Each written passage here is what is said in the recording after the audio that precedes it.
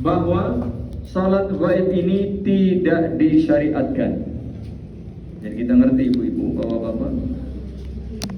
Pendapat pertama, salat gaib tidak disyariatkan. Pendapat ini dipegang oleh Imam Abu Hanifah dan Imam Malik. Bagaimana dengan hadis ini? Bukankah Nabi SAW dengan para sahabat melaksanakan salat gaib? Bagaimana mereka berdua berkesimpulan tidak ada salat gaib? Karena mereka berdua menganggap salat gaib yang dilaksanakan Nabi SAW sebagai kekhususan beliau. Ini pendapat pertama.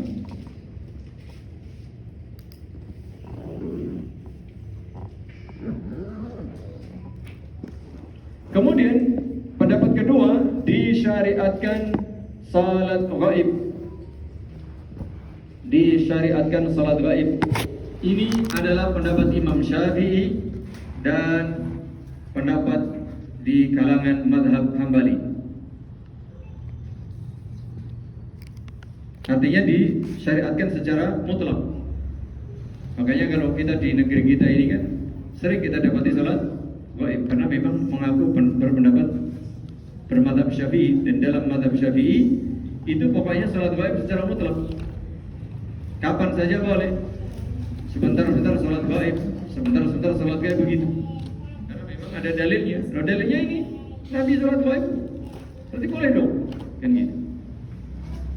Lalu pendapat ketiga ini pendapat yang merinci. Pendapat yang merinci. Kalau di mazhab Syafi'i, pokoknya salat gaib itu terserah, bebas-bebas saja, kapan saja. Sekarang yuk kita salat gaib, ya boleh. Kan sekarang ada orang mati. Dan gitu. Yuk bantah berita, ada orang mati nih, orang Islam. Yuk kita salat gaib, boleh. Itu menurut pendapat apa? Syafi'i. Sehingga tidak aneh kalau kita di setiap itu salat gaib terus. Sementara pendapat Imam Abu Hanifah dan Imam Malik tidak ada sama sekali. Wallahu a'lam bissawab. Pendapat yang lebih kuat yaitu yang pendapat yang dirinci. Jika orang yang wafat itu belum disalatkan, maka umat Islam harus ada yang menyolatkan secara gaib. Karena hukum asal salat jenazah fardu kifayah. Kalau kita yakin dia belum disalatkan, ya harus ada, meskipun jenazahnya tidak ada. Tapi kita yakin meninggal, maka harus disalatkan secara gaib. Sebagaimana yang terjadi pada zaman Nabi SAW saat apa? Raja Najasyi tadi wafat. Karena tidak ada yang menyolatkan, Nabi pun menyolatkan.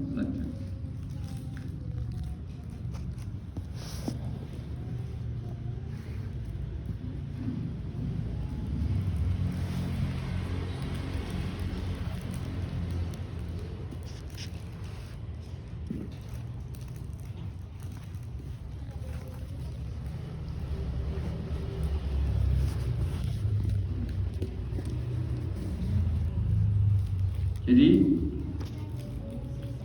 pendapat ini lebih tepat. Mengapa? Pada zaman Nabi SAW itu juga ada kan kaum muslimin yang wafat yang tidak berada di kota Madinah, tetapi tidak ada riwayat sahabat atau Nabi menyolatkan secara gaib. Yang disolatkan siapa? Hanya Raja Najasyi. Mengapa? Karena Nabi SAW tahu Raja Najasyi ini belum disolatkan. Sementara kalau ada riwayat orang-orang yang meninggal dunia di kalangan sahabat atau orang muslim pada saat itu, tidak ada riwayat Nabi kemudian ikut salat gaib. Sahabat juga tidak ada riwayat salat gaib. Andaikan salat gaib ini disyariatkan secara mutlak, maka pastilah Nabi akan salat gaib. Begitu ya. Jadi di pendapat yang dirinci. Pendapat yang dirinci, jika ada orang meninggal dan kita yakin atau tahu belum ada yang menyolatkan, maka kita solatkan secara gaib. Contohnya misalnya ada beberapa kali ya, kecelakaan pesawat terbang ke laut, jenazah nggak bisa diambil, ya kita yakin mati kan mereka. Siapa yang mau nyolatin? Kan tidak ada. Maka harus ada yang menyolatkan secara gaib, salat gaib. Seperti itu kasusnya. Tetapi kalau ada orang yang sudah, misalnya kita dengar kadang berita lelayu, kerabat kita, saudara kita, kaum muslimin mungkin beda RT, beda duku dari jauh, dengeran kan? Innalillahi wa inna ilaihi raji'un, kapundhut wangsul dan seterusnya. Kita yakin di sana sudah disolatin tuh. Pasti sudah disolatin tuh. Nah, apakah kita salat gaib? Ya tidak perlu. Bagi yang tadi berpendapat setiap hari ada orang mati, ya salat gaib terus ya. Begitu ya.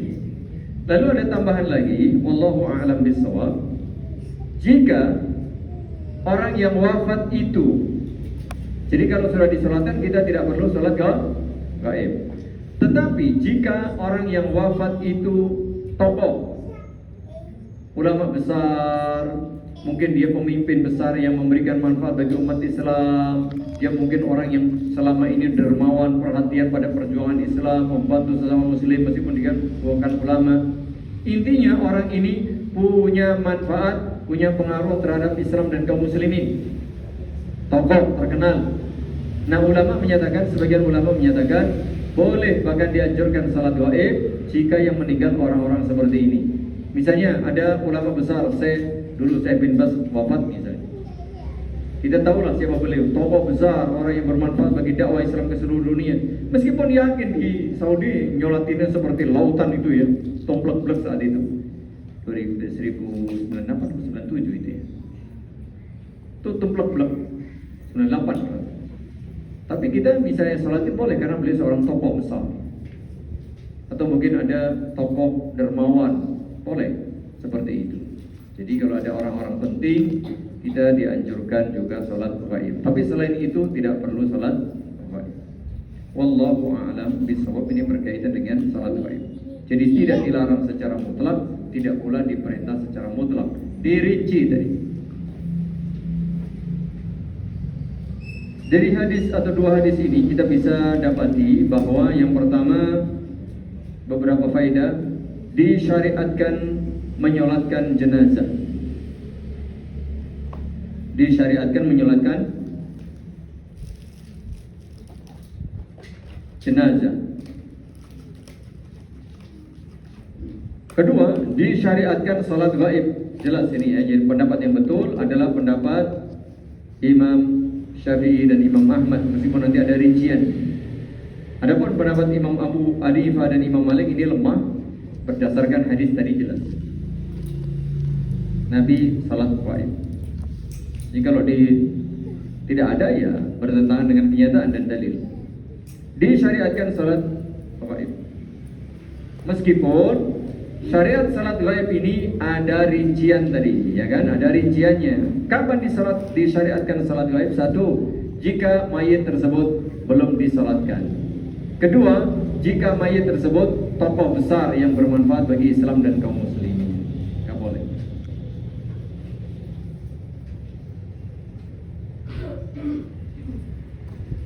Kemudian dianjurkan salat jenazah itu di tempat musalla tadi. Jadi anjuran supaya salat itu di musalla, di tempat yang banyak jika memang jamaah yang ikut banyak.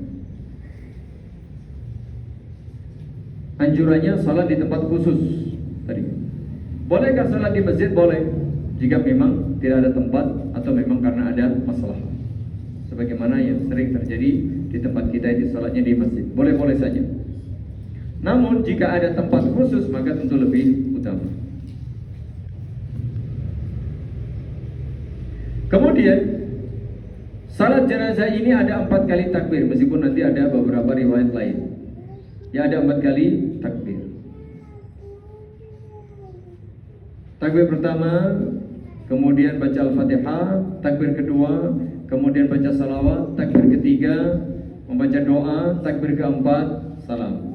Begitu dia. Jadi ada 4 kali takbir. Dianjurkan, kalau bisa dianjurkan minimal buat 3 shaum. Minimal buat 3 shaum. Ma min mu'minin yamutu fayusalla alaihi umatun minal muslimin yablughuna an yakunu thalathata sufuf illa ghufira lahu. Nih, keutamaan salat jenazah minimal 3 shaf. Tidaklah seorang muslim yang meninggal lalu disalatkan oleh umat Islam yang jumlahnya sampai 3 shaf, tidak disebutkan jumlahnya berapa, tapi yang penting 3 shaf, maka dengan sebab itu mayit tersebut diampuni oleh Allah Subhanahu wa taala. Ini anjuran supaya apa? Anjuran supaya kalau bisa shaf atau barisan salat jenazah itu 3 minimal 3. Jadi kalau misalnya ada 10 orang, buatlah 3 shaf, jangan hanya 1 shaf. Karena yang menjadi keutamaan ini jumlah shafnya. Jumlah shaf. Ada 3 shaf, maka itu akan menjadikan lebih sempurna.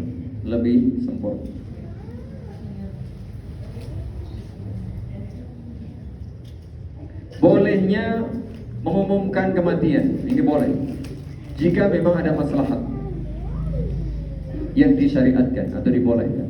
Nanti bisa jadi ada mengumumkan kematian yang dilarang, tapi juga boleh mengumumkan kematian jika ada maslahat. Sebagaimana ini tadi, Nabi SAW mengumumkan kematian Najasyi. Kalau Nabi yang mengumumin, siapa yang tahu? Ya cuma Nabi kan. Tapi beliau menyampaikan berita duka adanya kematian itu Raja Najasyi supaya apa? Supaya orang tahu lalu ikut menyolatkan. Kalau seperti ini tidak apa-apa ya. Tapi kalau berita-berita lelayu, berita duka yang biasanya dahulu itu kalau kita baca koran kan, ya enggak? Surat kabar itu kan, ada orang 1 halaman penuh apa itu? Ya, berita duka cita atau bela sungkawa. Ini biasanya apa? Untuk ya gengsi. Kalau dia orang hebat, bela sungkawanya masa cuma dia di koran lah biar terkenal. Nah ini nggak boleh. Pemberitahuan kematian yang seperti tidak boleh. Atau kita menyampaikan berita kematian dengan ikut berbela sungkawa dengan mungkin dengan apa itu bunga-bunga, macam tidak boleh itu. Karena nggak ada tujuannya. Kecuali apa?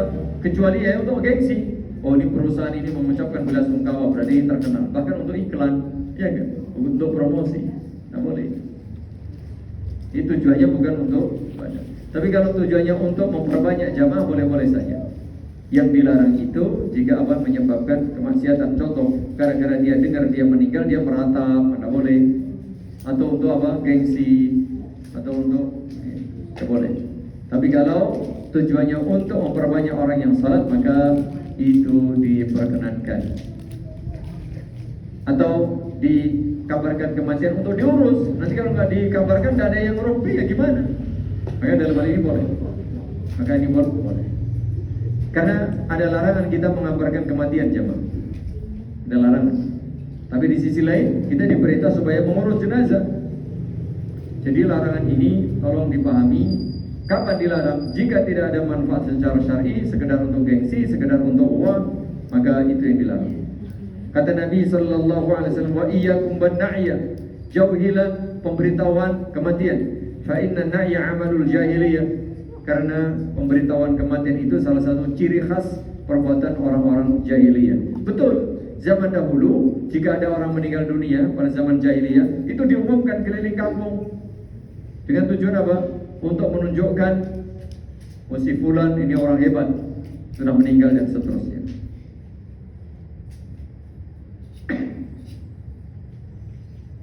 Kadang-kadang dipuji-puji, ya memuji orang yang meninggal ini. Bahkan pujiannya kadang-kadang ditambah-tambah, ya dusta-dusta. Untuk apa? Oh, orang hebat dan seterusnya dan seterusnya. Maka itu yang tidak boleh.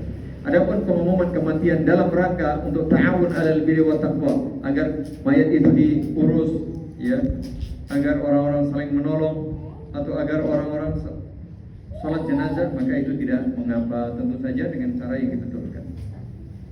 Dengan cara yang dibetulkan. Tidak perlu sebenarnya dengan loudspeaker sebenarnya. Apalagi loudspeaker masjid ini tidak pas ya. Tidak boleh. Wallahu a'lam bishawab. Hadis berikutnya,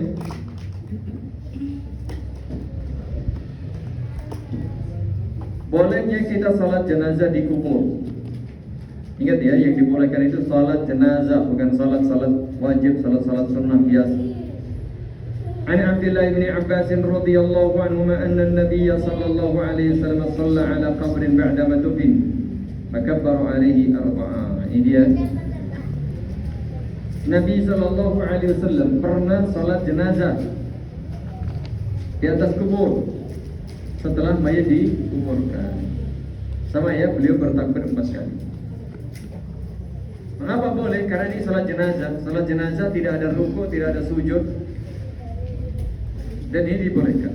Ini dibolehkan salat jenazah di atas kubur. Adapun salat biasa, salat wajib, salat sunnah maka tidak diperkenankan. Tidak diperkenankan.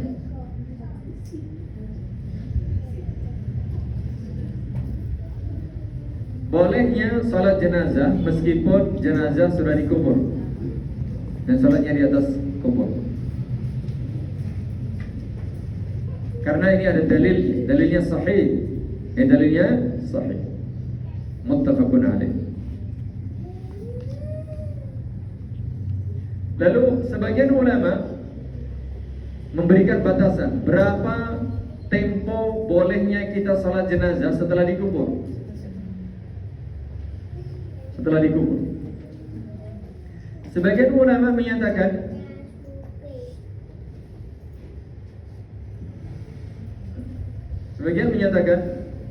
maksimal setelah 1 bulan. Jadi kalau orang ini dikubur, yang meninggal, kita nggak sempat salat, maka selama masih tempo 1 bulan, kita boleh datang ke kuburannya, lalu kita salat jenazah di atasnya. Pendapat pertama. Pendapat kedua, selama jenazah itu masih basah, artinya belum hancur lebur, jadi tinggal tulang belulang, maka boleh disalatkan. Ya belum lama lah, masih teles. Pendapat ketiga, wa ba'duhum jawazahu abadan. Pendapat ketiga, terserah, tidak peduli berapapun mayat ini sudah dikuburkan, tidak peduli. Jadi misalnya mayat ini sudah dikubur 5 tahun, 10 tahun, loh orang ngerti jebule wis mati loh kancaku misalnya gitu. Boleh kita nyolat di atas kubur. Dengan catatan nanti ada tambahan dari ulama. Bagaimana jika mayat ini sudah lama? Lalu kita baru tahu. Kalau kasus tadi Nabi SAW baru sehari itu. Bagaimana kalau mayat yang lain? Ini sebagian ulama, oh ya sebulan tidak apa-apa.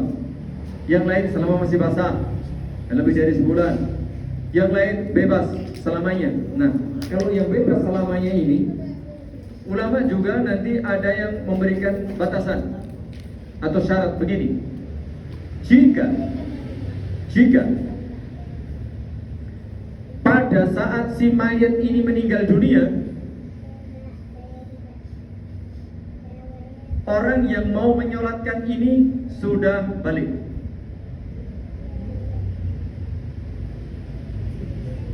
maka dia boleh menyolatkan jenazah. Contohnya begini maksudnya. Misalnya Syekh bin Baz meninggal tahun 1998, ingat saya. Itu bulan-bulan besar ya, bulan-bulan Dzulhijjah. 1998. Lalu kita kan nggak nyolatin nih, ya kan? Kemudian jika kita saat beliau wafat itu kita sudah balik, sepertinya kita sudah balik ya, sudahlah. Tahun 99, tahun 98 kayak saya sudah balik, ya, saya kuliah udah balik. Berarti kalau saya saat itu tidak salat, maka saya boleh menyolatkan beliau di atas kuburan beliau. Misalnya kita pas ke Saudi, dikasih tahu ini kuburan saya bebas, yuk kita sholatin boleh. Mengapa? Saat beliau wafat kita sudah balik. Dipahami? Tapi kalau misalnya orang kelahiran 97, berarti saat Syekh bin Baz meninggal dia baru 1 tahun. Lalu sekarang ke Saudi ketemu, diajak ke kuburan Syekh bin Baz, maka dia tidak bisa. Karena saat beliau meninggal beliau masih 1 tahun. Jadi pahami? Apalagi saat meninggal belum lahir. Tidak ada itu. Jadi pahami ya? Jadi sebagian ulama yang menyatakan bahwa bolehnya salat di atas kubur itu tanpa batasan waktu. Syaratnya apa? Syaratnya saat orang yang meninggal itu meninggal, kita sudah balik. Sehingga misalnya, oke, katakanlah tahun 90 kita sudah balik. Lalu saudara kita mungkin meninggalnya tahun 90, kita nggak ngerti, atau teman kita, atau ngerti tapi dulu nggak bisa datang. Lalu satu kali sekarang kita datang, oh ini kuburan teman kita atau kerabat kita yang meninggal tahun 90. Sementara tahun 90 kita sudah balik, maka kita boleh ke kuburan dia. Di samping ziarah kubur kita sholatin jenazah. Paham ya jamaah ya? Wallahu a'lam bishawab. Jadi boleh-boleh saja ketika kita datang ke kuburan lalu kita sholat jenazah di atas kuburan bagi tadi syaratnya tadi. Wallahu a'lam bishawab. Karena sholat jenazah itu isinya doa jemaah. Isinya doa. Hadis ini juga tadi ya jelas ya, disyariatkannya salat jenazah di atas kubur dengan beberapa rincian tadi. Yang kedua, salat jenazah di atas kubur ya persis seperti salat jenazah ketika kita di hadapan kita ada jenazahnya, baik di rumah, di masjid maupun di mushola tadi, tempat salat secara khusus. Hadis ini menunjukkan bahwa Nabi itu orang yang sangat kasih sayang, perhatian. Bahkan beliau sampai pun orang yang sudah meninggal dunia dicari. Kalaupun tidak bisa melakukan sesuatu, maka beliau tetap menyolatkannya. Ini menunjukkan kita ini care, perhatian jamaah. Jangan sampai ya teko larane, ojo teko matine bahasanya gitu. Artinya kalau sudah terlanjur meninggal ya sekarang mulai kasar mati enggak, kita masih punya kesempatan memberi manfaat buat dia. Ketika sehat mungkin kita nggak bisa membantu, ketika sakit nggak bisa membantu. Paling tidak ketika saudara kita wafat, kita pun masih bisa membantu dengan apa? Salat jenazah. Salat jenazah. Apalagi kalau salat jenazah itu 40 orang yang tidak berbuat syirik, dia bertauhid, bisa menjadi syafaat. Apalagi 100 orang yang menyolatkan itu, ya, kemudian dia bertauhid, menjadi syafaat. Apalagi tadi jelas kalau 40 orang bisa 3 saf itu. 10 aja bisa 3 gitu. Masya Allah. Jadi nanti dianjurkan membuat 3 saf jamaah. 6 orang ya 2-2 kan gitu ya. Kalau 3 orang nggak bisa lah, masa satu-satu ya nggak bisa. Jadi nanti ada anjuran membuat saf itu menjadi 3. Apalagi 40 orang, apalagi 100 orang. Masya Allah jamaah, ini salah satu keindahan ajaran Islam, mengajari umat supaya selalu perhatian sampai pun saudara kita sudah meninggal dunia, tetap kita perhatikan. Dengan apa? Salat. Karena salat itu adalah doa. Salat jenazah itu isinya doa kan? Allahumma ighfir lahu warhamhu wa'afihi wa'fu anhu wa akrim nuzulahu wa wasi' mudkhalahu wa ghsilhu bil ma'i wal thalji wal barad wa naqqihi minal khataaya kama naqaita thawbal abyadha min ad-danas wa badilhu daran khairan min darihi wa ahlan khairan min ahli wa zawjan khairan min zawji wa adkhilhu al-jannah wa 'idhu min 'adzabil qabr wa min 'adzabil nar. Masyaallah. Kalau dikabulkan, sudah cukup kiranya itu jadi mayit. Beruntung dia. Didoain. Yang doain orang-orang muslim. Mungkin 40, mungkin 100, mungkin lebih daripada itu, mungkin ribuan, bahkan ratusan ribu, mungkin jutaan. Apalagi mereka orang-orang yang bertauhid dengan tulus berdoa. Masya Allah, luar biasa. Itu tentang salat jenazah. Ini ada salat gaib. Salat gaib itu disyariatkan jika satu, yakin atau tahu yang mati belum disolatkan. Kedua, yang mati atau yang wafat itu tokoh umat Islam, baik dia ulama atau dia pengusaha atau dia tokoh masyarakat, pemimpin yang jelas dia memberikan manfaat bagi umat Islam. Atau mungkin orang tua kita, orang tua kerabat dekat ya boleh. Ya tapi kalau secara umum ya tidak. Demikian. Kemudian bolehnya salat gaib, salat jenazah di atas kuburan. Dengan sebab tadi ya, karena kita mungkin kadang-kadang waktu takziah datang terlambat, sudah terlanjur dikubur, maka kita datang ke kuburan tidak bisa nyolatin. Atau mungkin artinya sudah beberapa hari, bahkan mungkin beberapa bulan, bahkan mungkin beberapa tahun tadi ya, dengan syarat saat saudara kita kaum muslimin meninggal itu kita sudah balik, maka tidak boleh menyolatkan di atas kubur meskipun waktunya sudah sekian lama. Wallahu a'lam bishawab. Berikutnya berkaitan dengan bagaimana mengafani mayit. An Aisyah radhiyallahu anhuma anna Rasulullah sallallahu alaihi wasallam kuffina fi thalathati athwabin yamaniyatin bayd sahuliyatin laysa fiha qamisun wala imamah.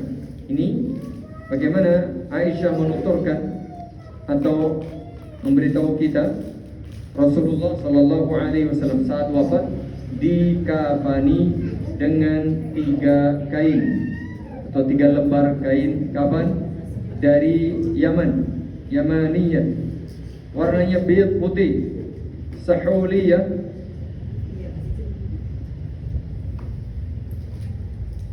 ya ini jenis ya, jenis sahuliyah itu jenis mungkin kalau kita ini kan ada kain, ada jenisnya apa? Kain macam-macam kan? Kain ini, kain itu kan jenisnya macam-macam betul, nama-nama istilahnya. Mungkin dia terbuat dari katun gitu ya, dari apa? Kapas, atau mungkin tadi sutra, kan beda-beda. Ini kain sutra, kain katun, kain sintetis, namanya macam-macam itu. Nah ini jenis sahuli ya, terbuat dari Yaman, terbuat di Yaman namanya sahuli. Laisa fiha qamisun. Nah saat di kafani ini Nabi ya kain biasa aja, kain lembaran, bukan berbentuk gamis, baju gamis, bukan pula dengan imamah. Beliau tidak diberi imamah, ya ini ditutup saja dengan 3 helai kain Yamaniyah itu.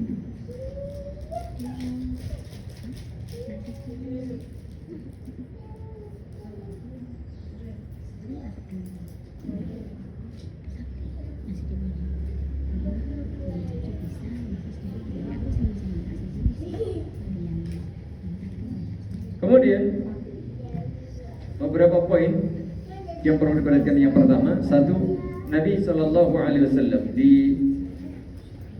kafani dengan 3 helai kain. Ini juga dianjurkan ya bagi kaum lelaki, dengan 3 helai kain anjurannya. Jadi kalau 1 cukup ya tidak masalah, atau hanya 1, nggak ada kain kafan kecuali 1 tapi sudah mencukupi, tidak apa-apa. Tapi jika memungkinkan maka 3 lapis. Lalu dianjurkan yang berwarna putih bersih, putih yang bersih, putih bersih. Kalau warna lain boleh. Jadi tidak harus putih ya. Ini anjuran supaya mengkafani jenazah dengan kain berwarna putih bersih.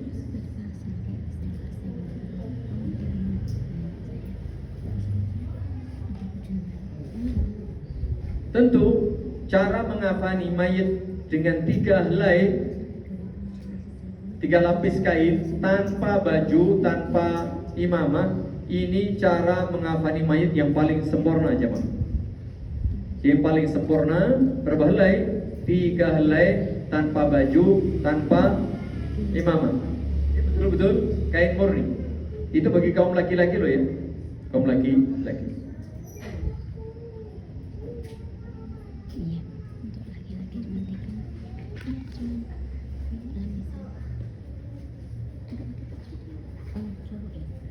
Boleh misalnya kita mengkafani mayit kurang dari 3 atau lebih daripada 3 jika memang kondisinya membutuhkan atau dalam kondisi darurat. Bisa jadi orang nggak ada kain, ketika mau nguburin di tempat tertentu adanya cuma 1, ya 1 aja apa? Jadi boleh-boleh saja. Warnanya putih, kalau bukan putih boleh. Dan tidak harus baru ya kain kafan, tidak harus baru. Bisa jadi dengan ini, dengan itu dan seterusnya. Nah tentu bagi kaum lelaki yang paling utama 3 lapis. Sedangkan kaum perempuan itu yang paling utama 5 jenis atau 5 lapis. 5 jenis atau 5 lapis. Lapisan pertama itu bawahan. Ini kaum perempuan. Jadi tidak langsung dalam kain, jadi bawahan, bikin rok-rokan gitu, dibikin rok. Yang kedua gamis, dibuat baju-bajuan, jadi untuk menutup supaya lebih rapat. Kemudian yang ketiga kerudung. Jadi kasih seperti kalau kita lah pakai rok, pakai baju, pakai kerudung, begitu. Nah setelah itu baru 2 lapis. Tadi dibungkus dengan 2 lapis. Itu kalau kaum wanita demikian. Jadi tidak langsung dibungkus. Kalau laki-laki langsung dibungkus 3 lapis. Ada di 1, 2, 3 dibungkus 1, bungkus 2, bungkus 3. Itu kalau laki-laki. Kalau perempuan pakai rok dulu, pakai gamis baju, pakai kerudung, baru dibungkus 2 lapis. Lapis pertama, lapis kedua. Itu sunnahnya demikian. Tapi yang jelas lapisan atau lapisan kain untuk kafan itu harus menutup aurat minimal atau seluruh tubuh.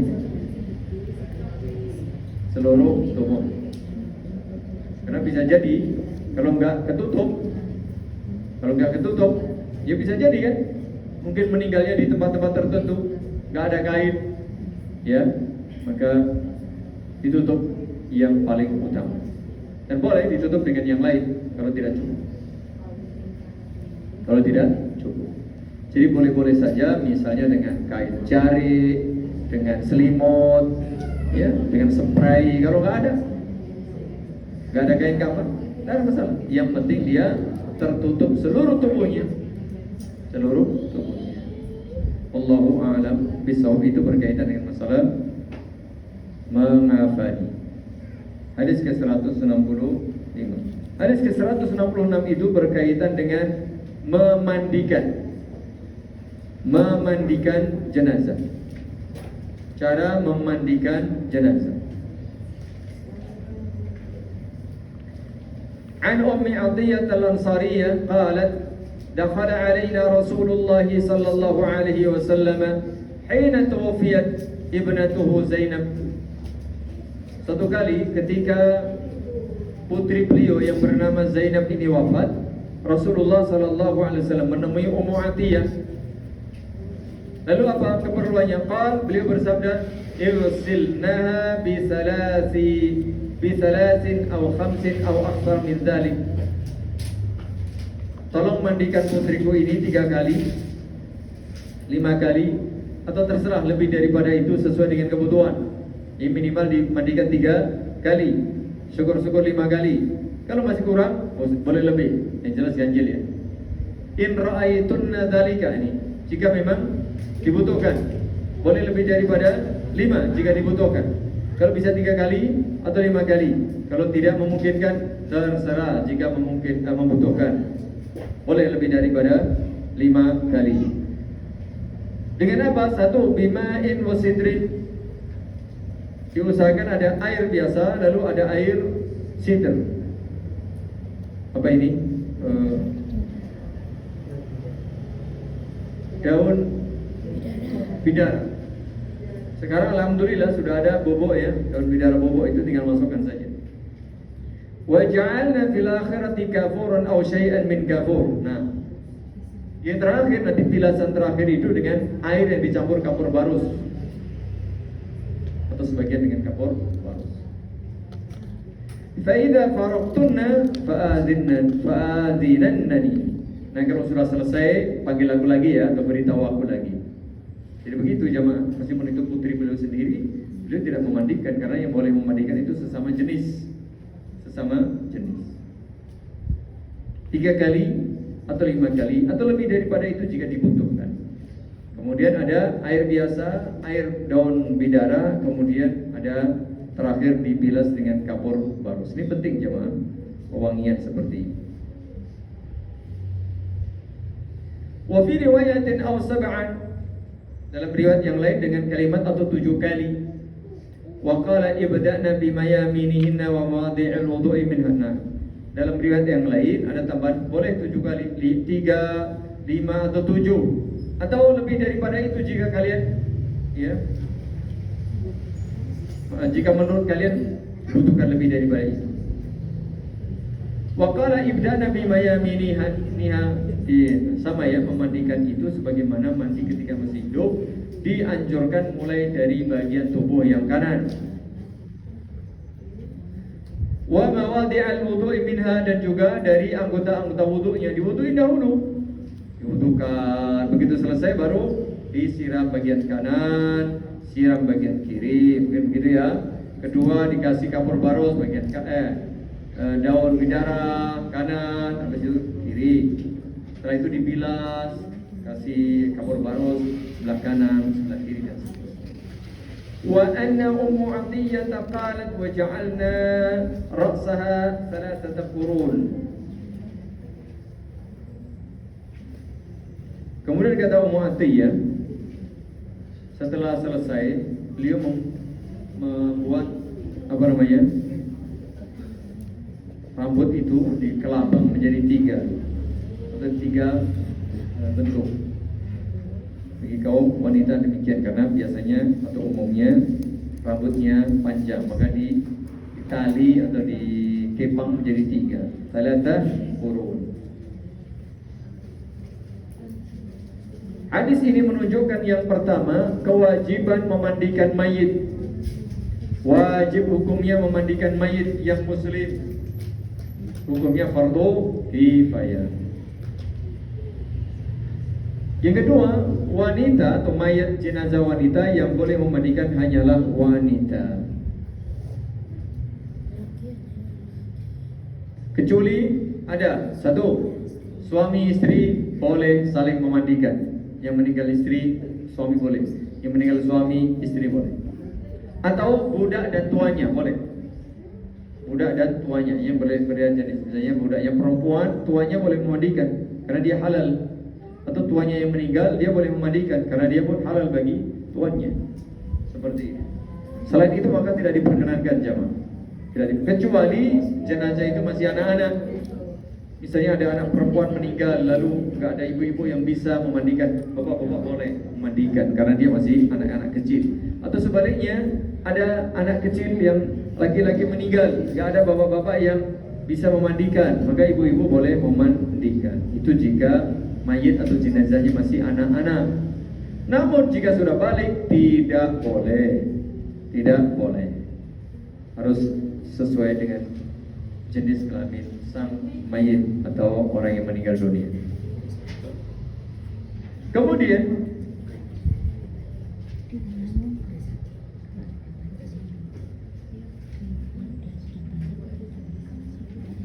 hitungan memandikan itu 3 kali atau lebih daripada itu.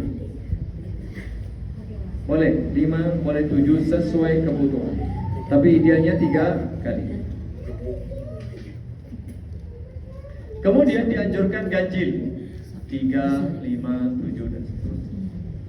Jadi kalau bisa 3, lebih juga boleh sesuai kebutuhan, tapi dengan jumlah yang ganjil. Dianjurkan supaya memberikan sidr daun bidara atau minyak wangi atau kapur barus.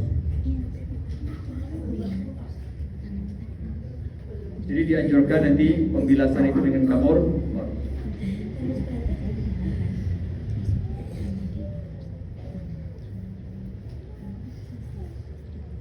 Anjuran bagi wanita yang rambutnya panjang dipilin atau ditali, jadi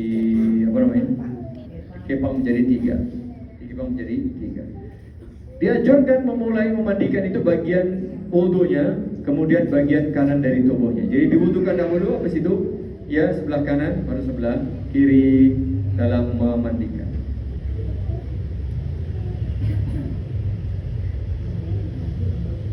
Itu berkaitan dengan cara memandikan jenazah.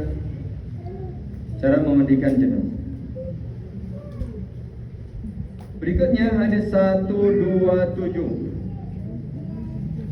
An Abdullah bin Abbas radhiyallahu anhu qala bainama rajulun waqifun bi Arafah idh waqa'a an rahilatihi fa waqasathu.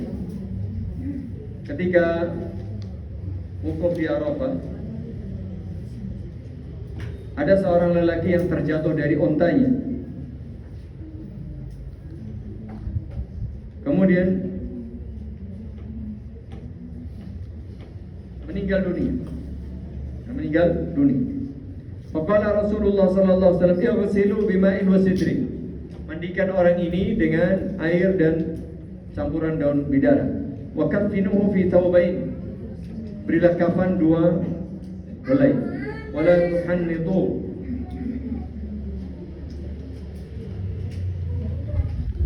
Jangan dikasih wangi-wangian. Jadi 2 helai tadi 2 helai pakaian ihram, bawah dan atas. Wala tuhannitu, jangan dikasih wangian. Wala tukhammiru ra'sah, jangan tutup wajahnya. Fa innahu yub'atsu yaumil qiyamah mulabbiyan, karena kelak dibangkitkan di sisi Allah dalam keadaan apa? Bertalbiyah. Karena orang yang berihram tidak boleh menutup wajah, jemaah. Baik laki-laki maupun perempuan. Laki-laki maupun perempuan ketika berihram tidak boleh menutup wajahnya. Maka ini pun demikian. Kata Nabi, wa kaffinu fi thawbaini. Berilah kafan dia 2 helai bajunya atau 2 helai kain ihramnya. Wala tuhannitu, jangan diberi wewangian. Wala tukhammiru ra'sah, jangan tutup kepalanya. Wajahnya, kepalanya jangan ditutup. Ini kalau laki-laki masalahnya. Laki-laki tidak boleh pakai topi, pakai tutup wajah. Ya enggak boleh.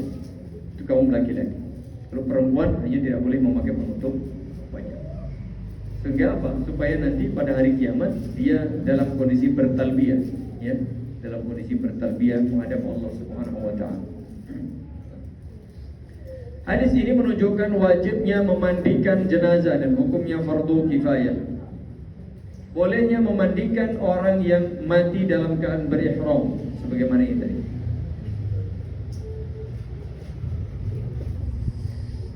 Anjuran supaya menjaga kebersihan dan pewangian terbukti tadi dengan daun bidara supaya bersih, supaya wangi.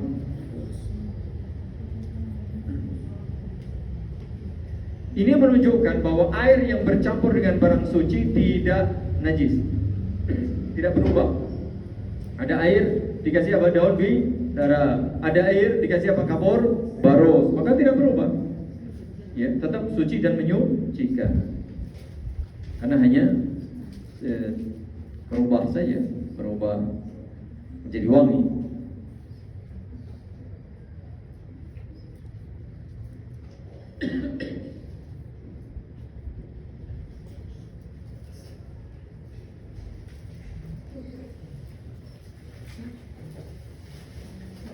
Hadis ini menunjukkan wajibnya mengkafani mayit. Bahkan mengkafani mayit ini didahulukan daripada membayar hutang, menunaikan wasiat, dan membagi warisan. Jadi kalau orang meninggal, ya, kita belikan pakaian kafan ini atau kain kafan dari hartanya. Baru nanti sisanya dipakai untuk bayar hutang, sisanya dipakai untuk ada wasiat, misalnya kalau ada, dan seterusnya. Orang yang berihram dilarang bagi laki-laki, dilarang ditutup kepalanya. Makanya orang kalau sedang berihram baik haji maupun umrah nggak boleh pakai kopiah, nggak boleh pakai topi meskipun panas, nggak boleh. Kalau perempuan nggak boleh ditutup wajahnya. Laki-laki sebenarnya juga sama.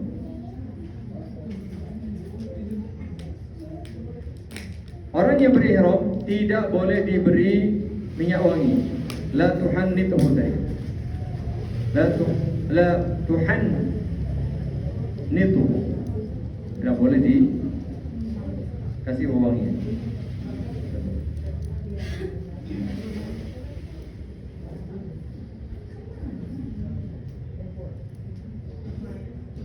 Bolehnya mengkafani mayit itu sekedar dengan pakaian ihram. Boleh. Boleh 1 lapis, boleh 3 lapis, boleh yang lain. Kalau cuman rida dan izar, bawahan dan atasan atau ihram itu kan cuma 1 lapis jadinya. Karena yang bawah ya cuma bawah, atas cuma lapis. Tapi nggak besar. Demikian. Keutamaan orang yang meninggal dunia dalam keadaan berihram, karena dia akan dibangkitkan dalam kondisi seperti itu dan bertalbiyah.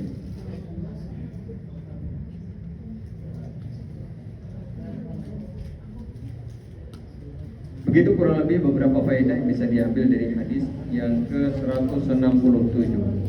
Hadis yang ke-167. Sampai di sini jamaah, insyaallah pada kesempatan mendatang kita lanjutkan hadis yang ke-168.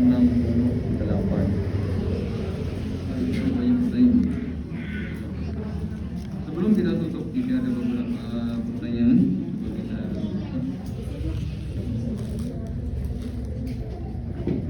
Assalamualaikum warahmatullahi wabarakatuh. Ada berita anak membunuh ayah dan nenek, padahal anak itu soleh. Anak soleh, namanya atau bapaknya Pak Soleh. Sebab anak membunuh karena ada bisikan. Loh, bisikan siapa yang membisikkan? Pertanyaannya, apakah syaitan itu dapat membuat bisikan-bisikan sampai bisa melakukan? Ya bisa. Ya jelas, bisikan syaitan bisa. Kejahatan itu ada dua, dari hawa nafsu dan bisikan syaitan. Bisa jawab. Karena syaitan itu bisa dari jin, bisa dari manusia. Bisikan itu mungkin lewat WA, lewat telepon, lewat ajakan. Jadi bisikan itu bisa jadi dari jin, bisa jadi dari manusia. Bisa banget. Apalagi bercampur hawa nafsu dan bisikan syaitan. Waliyadzubillah. Nauzubillah min dzalik. Ibu bapak, begitulah kejahatan pada akhir zaman ini semakin merajalela. Salah satunya apa? Semakin banyak pembunuhan. Semakin banyak. Jika ada tetangga Islam tapi tidak pernah terlihat sholat, puasa, dan lain-lain, anak-anaknya agamanya beragam, ketika ibu meninggal tidak ada yang menyolatkan, bagaimana sikap kita? Kalau kita yakin beliau ini muslim atau muslimah, maka ya satu kampung itu fardu kifayah hukum, harus ada yang menyolatkan selama dia berstatus muslim atau muslim. Perkara kita nggak ngerti, dia sholat, dia puasa kan, karena ibu-ibu mungkin sholatnya di rumah, atau tadi ya berdasarkan survei mungkin dia kadang sholat, mungkin sering sholat, kadang tidak, kadang sholat sering tidak, atau dia sholat selalu tapi di rumah, apalagi dia perempuan. Maka selama statusnya muslim atau muslimah harus ada yang menyolatkan. Terlepas dia dosa, pelaku dosa, dia pelaku maksiat, dia penjahat, kalau dia muslim, maka status Islam ini menjadikan fardu kifayah. Ya paling tidak ada satu orang dong, ada satu orang yang menyolatkan. Maka jika tidak ada yang menyolatkan, satu muslim di kampung tersebut berdosa. Semua muslim maksud saya di kampung tersebut berdosa. Wallahu a'lam bishawab. Begitu jamaah yang bisa kita sampaikan pada kesempatan pagi jelang siang hari ini. Semoga bermanfaat, lebih kurangnya mohon maaf. Semoga Allah senantiasa memberi kita ilmu yang bermanfaat dan taufik untuk mengamalkannya dengan ikhlas dan benar serta istiqamah di atas ilmu dan amal terus sampai akhir kehidupan kita kelak. Semoga Allah memberi kita husnul khatimah, amin ya rabbal alamin. Jazakumullahu khairan semuanya. Subhanakallahumma wa bihamdik, asyhadu an la ilaha illa anta, astaghfiruka wa atubu ilaik. Assalamualaikum warahmatullahi wabarakatuh.